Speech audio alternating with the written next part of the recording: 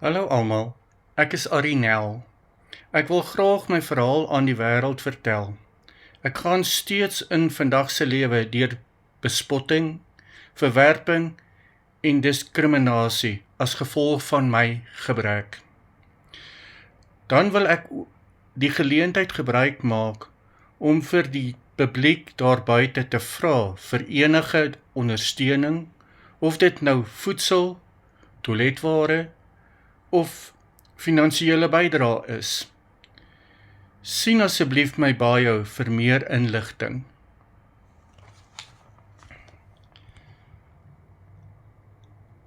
Ek, as 'n klein seentjie van net 2 jaar oud, was baie lief vir my pa. In die betrokke oggend het my pa opgestaan en hy was besig om klaar te maak vir werk. En hy het uitgegaan en ek het agterna gehardloop omdat pappa my nog nie gegroet het nie. En ek is agterna en hy het my nie gesien nie. Hy het die kombuisdeur oopgelos. En hy het in die bussie geklim.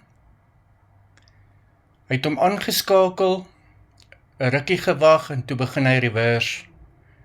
Min het hy geweet, ek het agter hom aangehardloop, soos 'n klein seentjie wat baie erg was oor sy pa. Hy het reverse en toe voel hy gaan oor iets. Toe stop hy. En toe sit hy die kar terug in rad, eerste rad, en hy ry weer vorentoe. Toe gaan hy weer bo oor my. En hy het die bussie gestop, uitgeklim,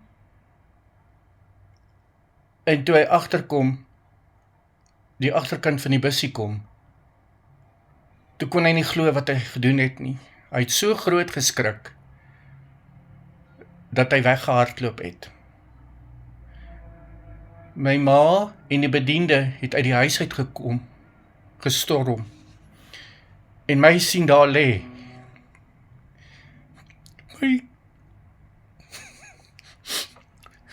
My ma het my opgeroep. Sy het benoud begin wou.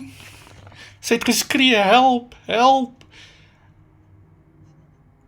Dit was vir erg. Daar lê haar kind. Sy het nie geweet wat om te doen nie.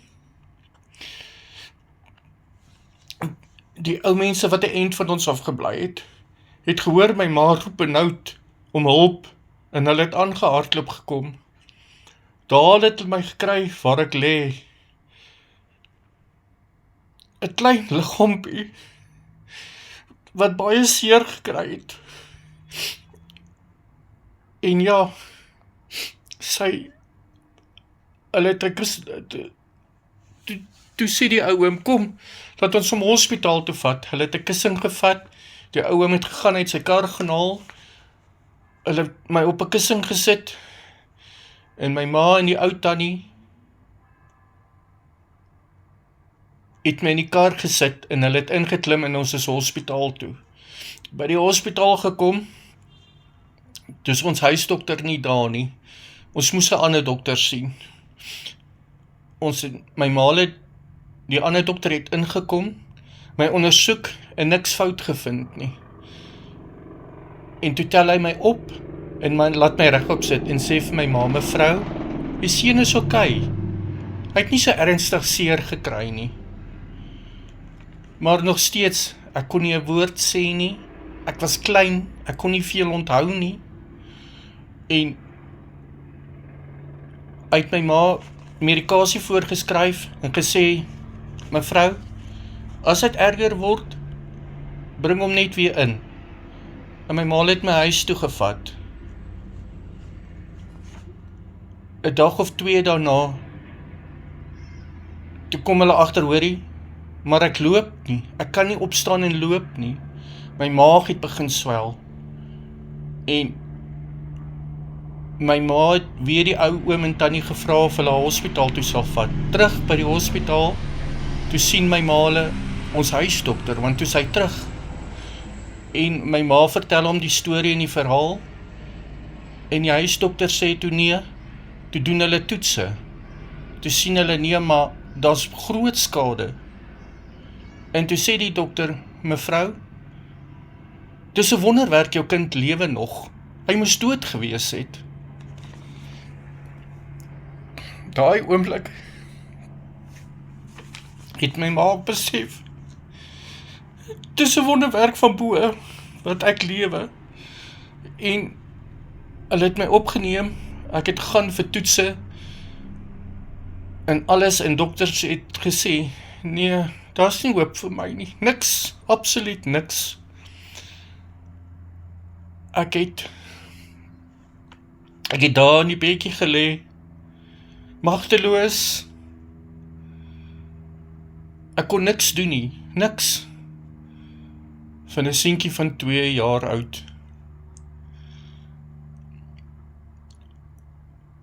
Die huisdokter en die spesialiste laat kom. Almal het kom kyk en gesê, mevrou, daar's nie hoop vir jou seun nie. Niks. As hy dit nog 'n paar maande oorleef, is dit 'n wonderwerk. En ek is huis toe daarna. En so het ek maar, hulle moes my oral ronddra, waar hulle was, het hulle my gevat en daar neergesit. Ek kon nader en daarom al sit, en 6 maande het verbygegaan. En die oue met tannie kom toe ween, hulle kom drink koffie by my ma, in hulle sitkamer toe. Ek het by die bediende in die kombuis bly. En die bediende het die koffie gemaak, en sy het opgestaan, sy het koffie gemaak, en sy het die koffie gevat sitkamer toe, en daar neergesit. En toe sy nou omdraai en wegloop van my af, gang af, in die sitkamer in, toe staan ek op, en ek begin loop.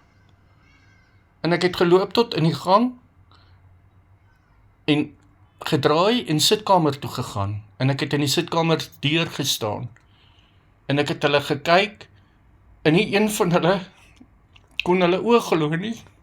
Dit is 'n wonderwerk. Ek loop.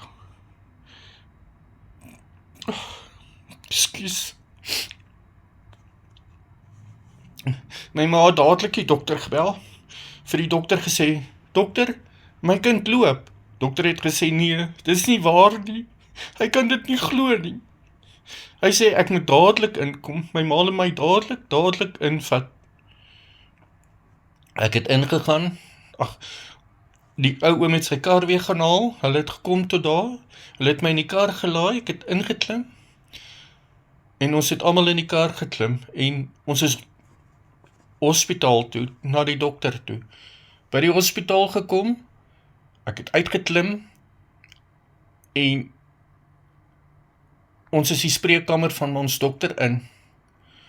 En dokter het vir almal daar gesê, sorry mense, hierdie pasiënt is die mees belangrikste pasiënt van julle almal. En as hy hier kom, wil ek hom graag eers sien. En hy het vir die susters wat daar gewerk het gesê, as ons daar kom, moet hulle my dadelik laat inkom. Ons het daar gekom, ek het ingestap, tot die susters kon nie glo, dis dieselfde kind nie, hulle kon nie. Hulle het die deur van die dokter oopgemaak, en ek het by die dokter ingestap, tot die dokter kon dit nie glo nie. Hy het onmiddellik die spesialiste gebel, en vir hulle die hele storie vertel, dat ek loop, en die spesialiste kon dit ook nie glo nie. En hulle het 'n afspraak gemaak, en die spesialiste het soontoe gekom, en hulle kon hulle oë nie glo, dat 'n kind, wat verlam was in sy onderlyf, opgestaan het, en weer begin loop het, van die genade van bo. En my ma het gesê, my kind sal loop, ek glo, hy sal weer eendag loop, en dit het gebeur.